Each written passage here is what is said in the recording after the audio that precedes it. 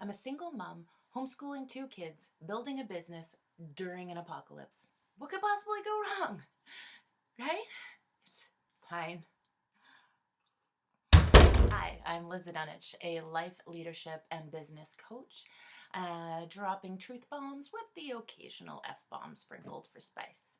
And I am going to share with you my tips and tricks for being in the quarantine. Today, we're going to talk about the helpers. First, look for the helpers. You may have seen the quote that goes around from Mr. Rogers that says, in times of trouble, his mom taught him to look for the helpers. Our world is so full of amazing, brilliant, generous, benevolent beings, and they are out doing miraculous work in the world. So allowing your mind the space to intentionally seek out the helpers, intentionally seek out what is happening in the world during a time when there is plenty of sources to feed the fear, plenty of sources to stay present to all that is happening in the not so positive realm.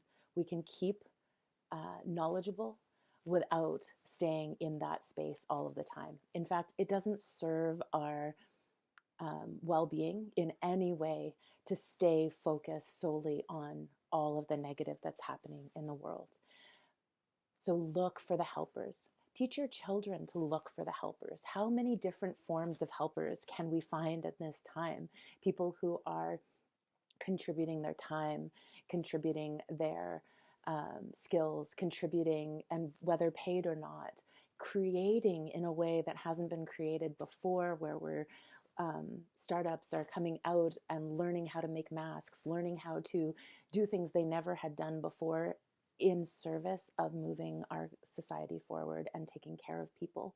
So intentionally look for the helpers around you and show them some love. Whether you are able to yell from your balcony, bang those pots and pans at 7 o'clock when the emergency room staff changeover happens. Don't know if they're doing that in your community, but here in the west coast of BC, that is a daily thing that happens in a lot of our communities. They bang as the nurses and doctors are changing shift. But look for the helpers. Number 2, be a helper.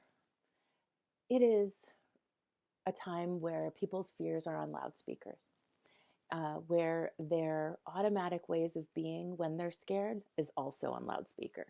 It's like everybody's inner 7-year-old who's scared on the playground just suddenly got a megaphone, and they are letting you know how they feel about it.